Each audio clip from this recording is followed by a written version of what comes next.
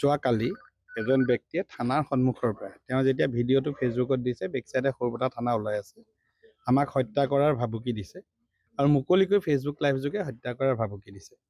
আজি দুটামান দিনৰ পূৰ্বে আমাৰ গাঁৱৰ বাসগৃহত কোনোবাই গ্ৰেনেড নিক্ষেপ কৰিছিল। পিনটো খোলা অৱস্থাত গ্ৰেনেডটো পোৱা গৈছে। এতিয়াও এক্টিভ অৱস্থাত আছে, তাক ডিফিউজ কৰা নাই। আৰু জাতীয় পৰিষদৰ প্ৰাৰ্থী জীৱন চুতীয়াৰ নিৰ্দেশত যোগেশ্বৰ গগৈ নামৰ ব্যক্তিজনে আমাক হত্যাৰ ভাবুকি দিছে বুলি আমি গম পাইছোঁ। গতিকে দুইজনৰ বিৰুদ্ধে আমি গোচৰ তৰিছোঁ। তাৰোপৰি জাতীয় পৰিষদৰ কেইজনমান গুণ্ডাই অমল কোঁৱৰৰ বাসগৃহলৈ গৈ অমল কোঁৱৰৰ বাসগৃহত সোমাই তেওঁক মাৰপিট কৰিছে, তেওঁৰ পত্নীক খুব দুৰ্ব্যৱহাৰ কৰিছে, অশালীন আচৰণ কৰিছে। এইখিনি খুব গৰ্হিত কাম। তাৰ লগতে আমাৰ আন এজন কাৰ্যকৰ্তা কুকিল খনিকৰ ঘৰত গৈও তেওঁৰ বৃদ্ধ পিতৃ মাতৃক ভাবুকি প্ৰদান কৰিছে। জাতীয় পৰিষদৰ নেতৃত্বত সৰুপথাৰত এনেধৰণে অৰাজকতাৰ সৃষ্টি কৰিবলৈ যত্ন কৰা কাৰ্যক আমি তীব্ৰভাৱে গৰিহণা দিছোঁ। আমি গোচৰ তৰিছোঁ যে যিকেইজনে আমাক হত্যাৰ ভাবুকি দিছে, ভাবুকি মুখেৰে যোগেশ্বৰ গগৈ নামৰ ব্যক্তিজনে দিছে, কিন্তু তেওঁ জীৱন চুতীয়াৰ নিৰ্দেশত দিছে। গতিকে দুইজন ব্যক্তিৰ ওপৰত কঠোৰ ব্যৱস্থা ল'ব লাগে আৰু যদি কোনোবা জড়িত আছে।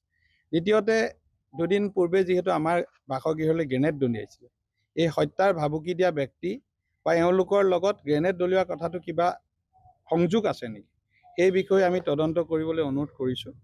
মই আশা কৰিছোঁ পুলিচে জড়তা ভাঙি এই ক্ষেত্ৰত ভাল ব্যৱস্থা ল'ব আৰু পুলিচৰ ওপৰত ভৰসা শেষবাৰৰ কাৰণে ৰাখিছোঁ যে তেওঁলোকে এই ক্ষেত্ৰত ব্যৱস্থা ল'ব পাৰিব।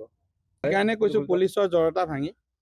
এতিয়া পুলিচে সম্পূৰ্ণ ইলেকশ্যন কমিশ্যনৰ কণ্ট্ৰলত আছে, কিন্তু তাৰ অৰ্থ এইটো নহয় যে ল এণ্ড অৰ্ডাৰ ক্ষেত্ৰত আপোচ কৰিব। আমি কিছু ক্ষেত্ৰত আপোচ কৰা যেন অনুমান কৰিছোঁ। গতিকে সকলোৱে নিজৰ দায়িত্ব পালন কৰিব লাগিব। সকলোৱে নিজৰ দায়িত্ব পালন কৰক আৰু কোনোবাই আহি মদ খাই থানাৰ সন্মুখত উদ্ভণ্ডালি কৰা ব্যক্তিসকলৰ বিৰুদ্ধেও মই ভাবোঁ পুলিচে নিজাববীয়াকৈ গোচৰ তৰিব লাগে।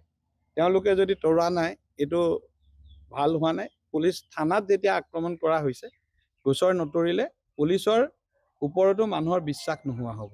থানাত আহি হিচাপত মানুহে, আৰু সেই সময়ত আমি নিশ্চিত যে মেডিকেল কৰিলে তাৰ 100% তাত এলকহল তেওঁলোকৰ শৰীৰত পালেহেঁতেন। যি অৱস্থাত কালি ড্ৰাই ডে আছিলে, মদ বন্ধ আছিলে, সেই সময়ত তেওঁলোকে কেনেকৈ মদ খাই থানাৰ সন্মুখত এনেদৰে উদ্ভণ্ডালি কৰিবলৈ পালে।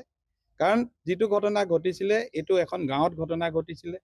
তাত কোনে ঘটাইছিলে, কি ঘটাইছিলে, আইনত গোচৰ দিলে নিশ্চয় আইনে ব্যৱস্থা ল'ব।